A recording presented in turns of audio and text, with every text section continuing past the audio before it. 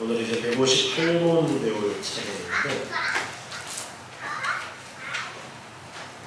지난주에 앞에서 말씀이 이제 어떻게 구원의 효력이 있게 하는가 155문부터 시작해서 하나님의 말씀은 모든 사람이 읽어야 합니까? 라는 156문의 질문을 통해서 공적인 자리에서 이제 성경을 읽는 것은 공적으로 부여된 사람이 읽고, 그리고 가정이나 개인적으로 또 부지런히 말씀을 읽어야 된다라는 것을 배웠고요. 57문에서 하나님의 말씀을 어떻게 읽어야 될 것인가에 대한 질문을 통해서 우리가 개인적으로 하나님의 말씀을 읽을 때에 주의할 부분들을 배웠습니다. 그리고 이제 158문으로 연결이 됩니다. 제가 문제를 읽으면 답을 읽어주시기 바랍니다. 하나님의 말씀은 누가 설교할 수 있습니까? 하나님의 말씀은 충분한 은사를 받았을 뿐만 아니라 정식으로 공인되고 이 직분의 부름을 받은 자만이 설교할 수 있습니다. 네. 말씀을 읽어도 그 말씀을 이해하는 데는 한계가 있는 부분들이 있습니다. 번역된 성경을 이제 오늘날 우리는 가지고 있어서 쉽게 말씀을 접할 수 있다는 것은 축복입니다. 그럼에도 불구하고 그 말씀에 담겨져 있는 더 깊고 풍성한 자세한 또 올바른 이해를 위해서는 설교가 필요합니다. 그래서 하나님의 말씀을 누가 설교할 수 있느냐, 앞에서 성경을 읽는 것도 공적인 자리에서 성경을 읽는 것은 교회에서 정해진 사람이 읽을 수 있지 아무나 읽어서는 안 된다라는 것을 배웠고, 이제 설교에 대해서 누가 설교할 수 있는가라는 이 질문을 던지고 있습니다. 그래서 답을 보시면 하나님의 말씀은 충분한 은사를 받은 사람, 먼저 은사를 받은 사람, 그렇게 말씀하고 있습니다. 은사를 받은 사람. 은사라는 것은 하나님이 부여한 선물입니다. 그래서 은사를 받은 사람, 설교에 대한 은사를 가진 사람, 설교에 대해서 하나님께서 은사를 주신 자가 설교를 할 수 있다는 것입니다. 첫 번째. 그런데 은사뿐만 아니라 또한 정식으로 공인되고 이 직분의 부름을 받은 자라는 추가적인 단서를 말씀을 하고 있습니다. 우리가 교회가 세워지기 전, 교회가 이제 어떤 틀을 가지기 전에는 하나님께서 직접적으로 예수님께서 이제 그 제자들을 부르셨고, 그 제자들에 의해서 교회가 시작이 되어지면서 그 제자들이 말씀을 가르쳤던 것입니다. 그래서 출발은 예수님에게서부터 출발을 합니다. 그리고 예수님으로부터 배움을 받은 사람들이 교회의 지도자로서 설교를 했었습니다. 그런데 여기에서는 먼저 은사뿐만 아니라 정식으로 공인되고 그리고 직분의 부름을 받은 자라고 했습니다. 교회의 역사가 오래되면서 이 목회자, 설교자의 조건을 이제 이렇게 틀을 잡게 되어진 것입니다. 예수님의 제자들은 예수님이 직접 그 사람들의 됨됨이 그리고 그들에게 은사를 주시고, 그렇게 해서 이제 사역자로 세워서 말씀을 전하도록 했습니다. 그리고 그 사도들에게 또 말씀을 배운 사람, 그 사도들에게 말씀을 배운 사람은 정식으로 공인되었다라고 할 수 있을까요? 없을까요? 그 당시에는 그게 공인입니다. 우리가 지금 교육하는 방식이, 특히나 우리나라는 졸업장이 되게 중요해요. 우리나라는 졸업장이 되게 중요한데, 다른 교육이 우리나라보다가 훨씬 앞서서 대학을 만들고 한 그런 나라들은 오히려 졸업장이라는 것이 없어도 그 배움의 과정을 거쳤느냐 거치지 않았느냐 그걸 더 중요하게 그렇게 여깁니다. 그래서 옛날에 오늘날처럼 뭐 어디 과정을 마쳤으니까 졸업장을 준다 그런 것이 없을 때는 어떻게 교육을 했느냐면은 어떤 선생님 밑에서 배우는 거예요. 어떤 선생님 밑에서 배우면 그 선생님의 공식적인 제자가 되어지는 거예요. 그래서 그 선생님이 인정해서 그 후계자로 세우면 그 사람이 공식적인 그 일을 할 수 있는 사람이 되어지는 거예요. 교회가 처음에는 이런 식으로 내려오게 되어졌던 것입니다. 그러다가 점점 교회가 많아지면서 이제 공식적인 학교라는 그러한 과정들이 만들어지게 되고 하는 그런 과정들이 있었습니다. 어쨌든 그러한 분명한 스승 밑에서 정식으로 공인된 배움이라는 조건을 이 웨스트민스터 회의에서 정하게 되어졌던 것은 아무나 함부로 말씀을 전해서는 안 되기 때문에 그래서 그 말씀의 중요성 때문에 이렇게 정한 것입니다. 디모데전서 3장 2절 말씀에 보면요. 디모데전서 3장 2절 말씀입니다. 그러므로 감독은 여기에 감독은 이제 교회의 목회자를 일컫는 것으로 그렇게 이해할 수 있습니다. 장로라고 그렇게 표현된 데도 있고 감독이라고 표현된 데도 있어요.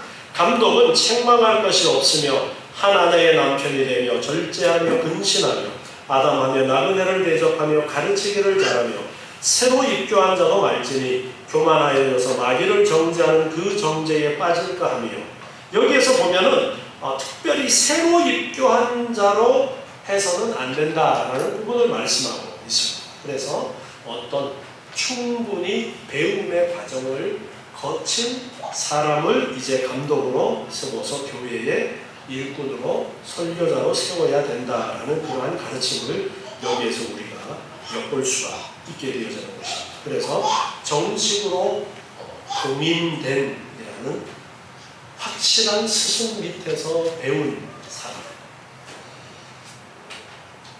우리가 이단들을 보면은 이단들이 누구한테 이제 분명하게 배워서 그 다음에는 그 배움을 유지를 해야 그 제자가 되는 것인데 얼렁뚱땅 배워가지고는 거기에다가 자기 생각을 덧입혀서는 이거를 엉뚱한 방향으로 가버리는 것이 이단이에요. 그 사람들, 이단들 보면은 신학 교육을 제대로 하지 않은 경우가 많습니다. 신학 교육을 제대로 하지 않은 그런 경우가 많아요. 그러니까 정식으로 충분하게 배우지 못한 것입니다. 정식으로 충분하게 배워서 그 신학교가 가르치는 신학의 노선을 따라야 그게 제대로 배운 거예요. 그런데 그 신학교가 가르치는 신학의 노선과 다른 길로 가버리면서 이제 이단이 만들어지게 되었습니다. 그래서 오늘날은 우리가 교단이라고 그렇게 해서 교단마다 신학교를 가지고 그 교단에 이제 신학을 교리를 이제 가르치고 그렇게 되어져 있는데요. 우리 장로교에서는 이렇게 신학교에서 신학의 공부를 마친 그러한 사람들 정식으로 대학 과정 4년 이 대학은 일반 대학이나 아니면은 신학대학이나 아니면은 뭐 학력 인정해주는 그런 과정도 상관없지만 4년이라는 대학의 공부의 과정을 거치도록 그렇게 조건을 하고요. 그리고 나서 이제 신학대학원 3년 과정을 배우고 3년 과정을 신학만 전적으로 배우는 대학원 과정 3년을 배우면 이제 강도사 고시라고 해서 강도사가 설교하는 라이센스예요. 설교할 수 있는 라이센스가 강도라는 건데 강도라는 말이 설교라는 말인데 설교할 수 있는 이제 면허를 딸 수 있는 조건이 그렇게 3년의 신대원 과정을 마치고 그리고 교회 안에서 실습의 과정을 거치며 노회에서 추천을 해서 강도사 고시를 보면은 설교할 수 있는 라이센스를 얻을 수 있습니다.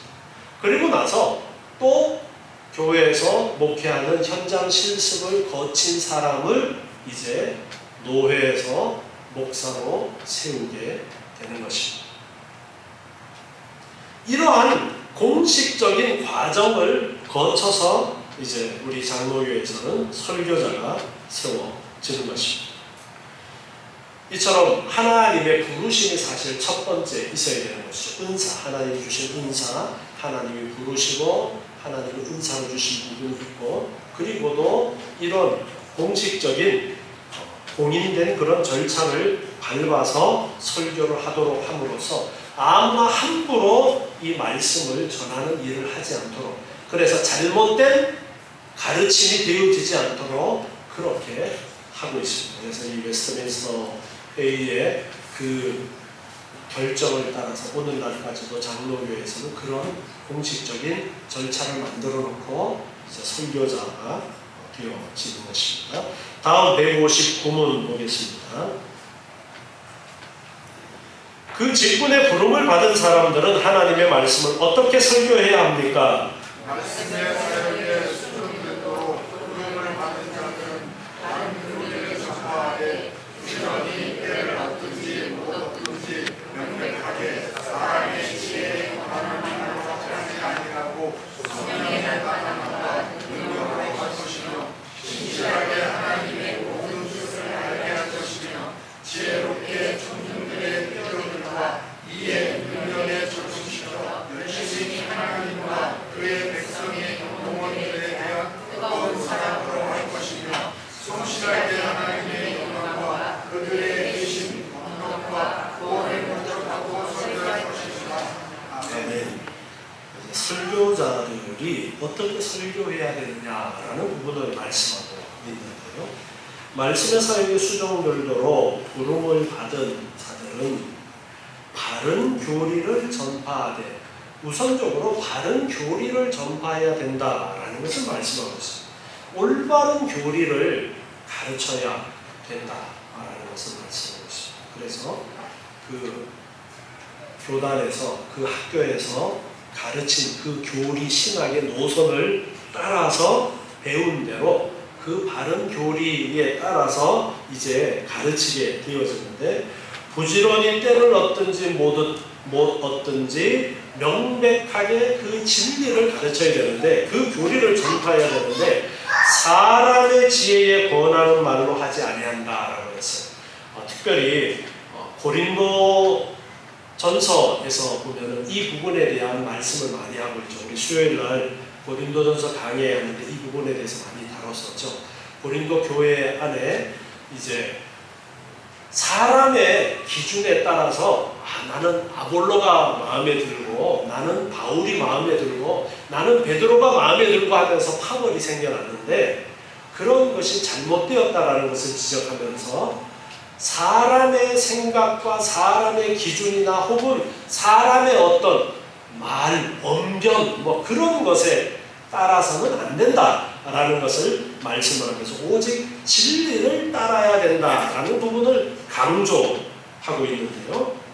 사람의 지혜에 권하는 말을 해서는 안 된다. 당시 이제 고린도서를 기록할 당시에 바울이 사역하는 그 당시에도 철학이 아주 발달된 그런 시기였습니다. 그리고 그러면서 수사학이 아주 발달을 했어요. 어떻게 말을 해야 될 것인가에 대한 그런 부분에 대한 고민도 참 많이 했어요. 왜 그러냐면 당시의 철학은 서로 토론을 해서 설득을 하는 거예요. 토론을 해서 설득을 해서 내 생각과 내 주장이 맞다라는 것을 내세우기 위해서 어떻게 말을 논리적으로 정연하게 해나가는 그런 것을 많이 배웠기 때문에 수사학이 아주 발달을 했었습니다. 그래서 그런 발달된 수사학을 따라서 설교자가 설교하는 것은 아니다라는 것을 말씀하고 있습니다. 그것이 아니라 바른 교리를 전하는 것이 중요하다. 그래서 사람의 지혜에 권하는 말로 하는 것이 아니라 성령의 나타남과 능력으로 한다라고 했어요. 이것은 어떤 의미로 말씀을 하는 것이냐 하면은 하나님께서 주신 원래의 그 의미를 올바로 알고 그 의미를 올바로 전달을 하는 겁니다.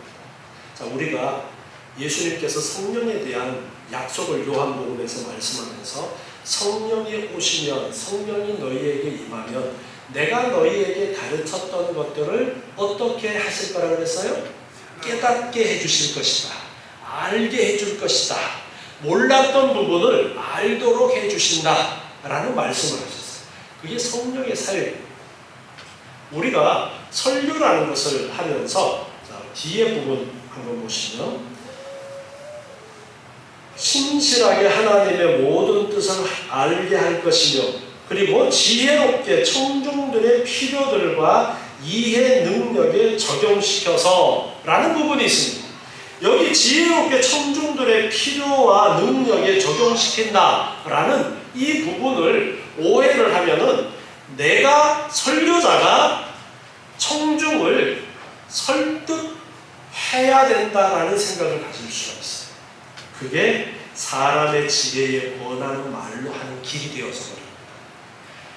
설교자가 청중들을 설득하는 것이 아니에요. 그렇지만 지혜롭게 청중들의 필요들과 이해 능력에 적용시킨다라는 이 부분은 그럼에도 불구하고 설교자는 청중들이 잘 이해할 수 있는 언어, 가능하면 이해하기 쉬운 것으로 풀어서 가르쳐야 된다는 것을 말씀하고 있습니다. 그래서 저도 가능하면은 우리 성도들이 이해하기 쉬운 단어들을 설교할 때 사용을 하려고 그렇게 많이 신경을 쓰는데요. 학자들과 어떤 토론을 할 때 전문적인 단어들을 사용한다든가 그런 부분들을 하지 않고 가능하면은 쉬운 단어들 그렇게 선택을 하려고 애를 쓰지만 그렇지 못할 때도 있기는 하지만 어떻든 그렇게 이해하기 쉽도록 하는 노력은 해야 되지만 그 노력이 지나쳐서 사람의 지혜에 권하는 말이 되어서는 안 된다라는 거예요.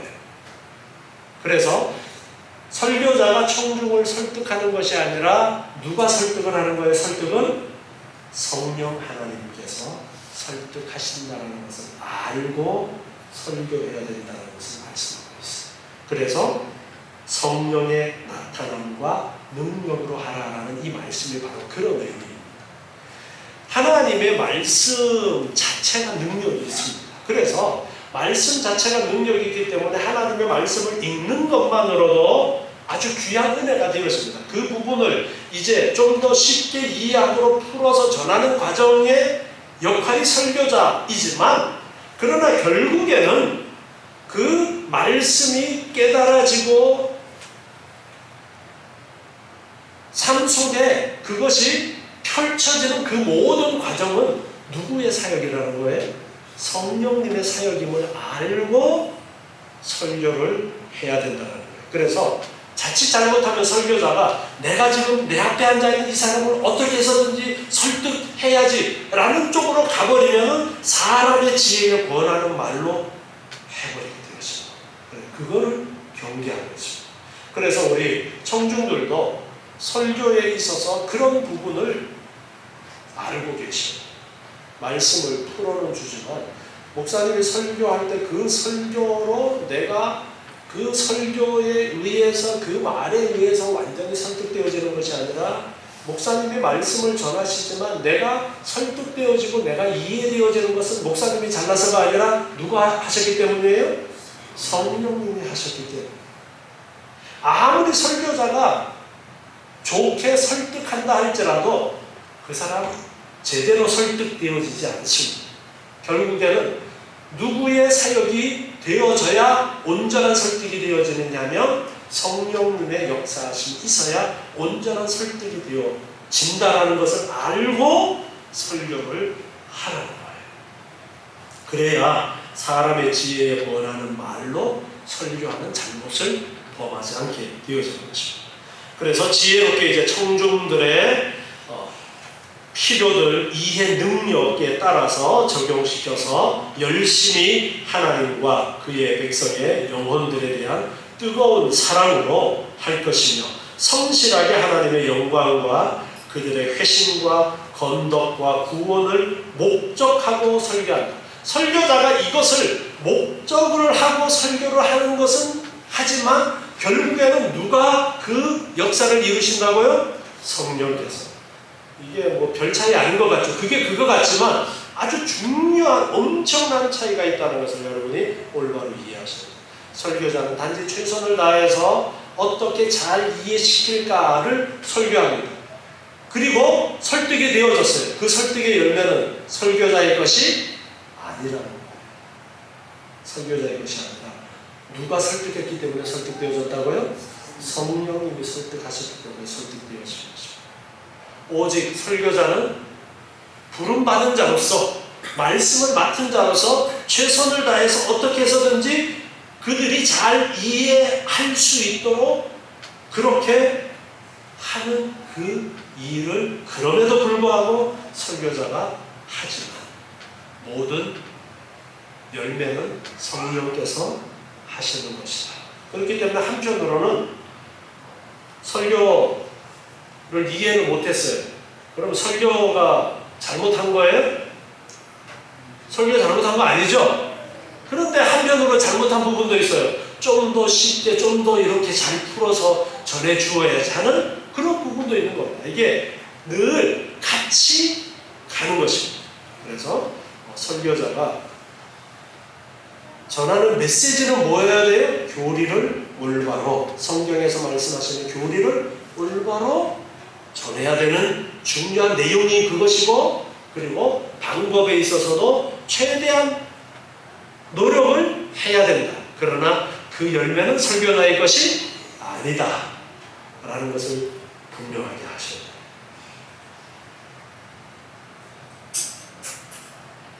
다음 160문입니다. 설교를 듣는 자들에게 요구되는 것이 무엇입니까? 설교를 듣는 자들에게 요구되는 것은 분명과 준비와 기도로서 설교에 임하고 그들은 나를 성경으로 살펴보고 진리 있는 믿음과 사랑과 온유와 준비된 마음으로 그것을 하나님의 말씀으로 마음에 받아들이며 그것을 묵상하고 참고하며 그것을 그들의 마음속에 장식하고 그들의 생활에서 그 말씀의 열매가 맺혀야 하는 것입니다. 아멘. 이제 설교를 듣는 청중들에게 요구되는 것은 근면과 준비와 기도로서 설교에 유념하라. 성실히 준비를 말씀하고 있어요. 준비와 기도.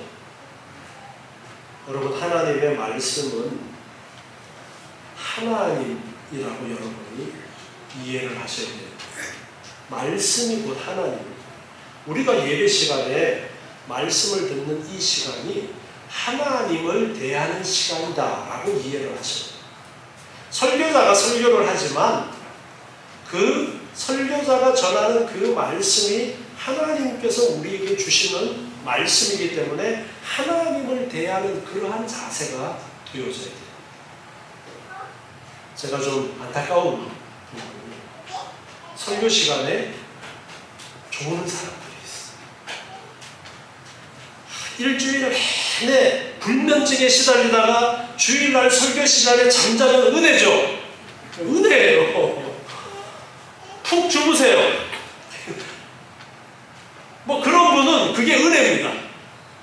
일주일 내내 잠을 제대로 못 잤다가 주일날 예배 시간에 편하게 잠을 잔다는 거 얼마나 귀한 은혜예요. 그런데 요새 동안도 잘 잤는데 설교 시간에 또 잔다. 이거 여러분 문제가 있습니다. 여러분 심각하게 생각하셔야 돼요. 설교 시간만 되면 좋은 사람들이 있어요. 아니, 목사님이 설교를 재미없게 해서 그렇죠. 네. 설교자의 책임도 없지는 않습니다만. 자, 안식일을 어떻게 지키라고 그랬어요? 안식일을 기억하여 안식일을 기억하여. 안식일을 기억하여라는 말씀은 미리부터 안식일을 준비하는 부분을 강조하고 있는 거예요. 미리 준비해야 돼요. 제가 그래서 토요일 날 좀 일찍 주무시라고 잠을 못 이기는 분들은 그렇게 말씀도 드렸었는데, 우리 딸들도 보면 일찍 안 자요. 언제 자는지 모르고 어떤 전에 새벽에 일어나고 그때까지 안 자고 났어. 좀 토요일 날은 사실 쉬는 날이고 하니까 더 늦게까지 뭔가 하고 싶은 그런 마음이 있지만, 우리는 더 중요한 일이 기다리고 있는 거예요. 주일날 뭐가 기다리고 있어요? 예배가 기다리고 있어요. 예배가 기다리고 있기 때문에 우리의 모든 삶의 초점이 예배에 맞춰져야 되는 거예요. 주일날 예배하는 것이 가장 귀한 일인데, 이 예배 시간을 위해서 준비해야 되는 거예요. 뭘 준비해요? 잠을 준비해요. 미리 푹 자는 거예요. 그래서 설교 시간에 말똥말똥하게 설교에 집중할 수 있어야 되는 거죠. 그래서 근면과 준비를 특별히 말씀합니다. 설교를 들은 자세에서. 그리고 기도로 설교를 준비해야 된다. 하나님의 말씀, 하나님을 말씀을 통해서 만나는 그러한 시간이기 때문에 준비하는 것 너무나도 중요합니다. 제가 가끔씩 피곤해서 졸 수는 있지만, 날마다 설교 시간만 되면, 말짱하다가 설교 시간만 되면 졸다. 이거는 심각한 문제라는 것을 여러분이 스스로 아셔야 돼요. 설교 시간만 되면 상습적으로 내가 졸다. 그래서 미리 준비를 하셔야 돼요. 그래서 근면과 준비와 기도로서 설교에 유념하고, 그리고 나서는 그 들은 다음에는 그 들은 바를 성경으로 살피고 말씀을 살피는 거예요. 연구하는 거예요. 깊이 묵상하는 겁니다. 성경을 살펴보고 진리라면은, 설교자가 설교를 했는데 그 설교를 제대로 했는지 틀리게 했는지를 살피라는 거예요. 성경을 통해서 이때까지 배운 말씀들을 통해서 정말 설교자가 가르친 그 말씀이 성경의 말씀하고 맞는지 틀린지를 잘 살펴보고 맞으면 진리이며 믿음과 사랑과 온유와 준비된 마음으로 그것을 하나님의 말씀으로 마음에 받아들이고, 그리고 그것을 묵상하고 참고하며 그것을 그들의 마음속에 간직하고, 정말 하나님의 말씀이다라고 확인이 되었으면 이제 의심 없이 그 말씀을 마음속 깊이 간직하고 그 말씀을 생각하는 거예요. 그리고 그들의 생활에서 그 말씀의 열매가 맺혀야 한다. 그 말씀을 따라 생활해야 된다는 것을 말씀하고, 배운 말씀, 깨달은 말씀, 새롭게 배운 말씀을 따라서 내가 생활에 나아가는, 준비해서, 기도로 준비해서 부지런히 하나님의 말씀을 배우고, 그리고 그 말씀이 진짜 진리인가 살핀 다음에 정말 진리라고 결정이 났으면 이제는 내 마음속에 그 말씀을 깊이 새기고 그 말씀을 따라 생활해 나가려고 애써야 된다. 이런 자세로 이제 설교를 들으라, 그렇게 가르쳐주는 것입니다. 말씀은 우리에게 너무나도 중요한 것이다 라는 것을 앞에서 강조를 했었습니다. 그렇기 때문에 말씀을 읽는 것, 그리고 설교를 듣는 것, 이 모든 것이 우리가 은혜 받는 방편이에요. 우리가 믿음이, 예수를 믿는 자들이 성장해 나아가는 길이 이런 거예요. 말씀을 통해서 우리가 성장할 수 있도록 되어지는 거예요. 그러니까 말씀을 제대로 듣지 못하면, 설교 시간에 매일 졸았어. 그러면 뭐가 남아있겠어요? 그래서 제가 뭐라 그랬어요? 졸지 말고 아예 주무시라고 그랬잖아요. 안 졸아야 되는데, 안 졸아야 되는데, 그러면 하나도 안 남아있어요. 그런데 쿨쿨 자면 자는 가운데 귀는 열려 있거든요. 그래서 남는 게 오히려 확률적으로 더 많다. 그러니까 아예 많이 피곤하면 마음 편안하게 주무시는 게 나을 수도 있다. 그러니까 다음부터 베개 가지고 해야 되겠죠. 정말 몸이 피곤할 때도 있잖아요. 그럴 때는 어쩔 수 없으면 뭐 그럴 수가 있는 거예요. 이렇게 하나님의 말씀을 듣고 이제 생활 속에 그 말씀을 따라서 어떻게 우리가 생활에 나가야 될까를 고민하면서 생활해야 합니다. 그러므로 우리의 믿음이 성장한다는 것을 우리가 알고 부지런히 말씀을 읽고 배우고 말씀을 듣는 대로 힘쓰시는, 그리고 기도함으로써 행함에 힘쓰시는 여러분 되시기 바랍니다. 기도하겠습니다. 하나님, 오늘도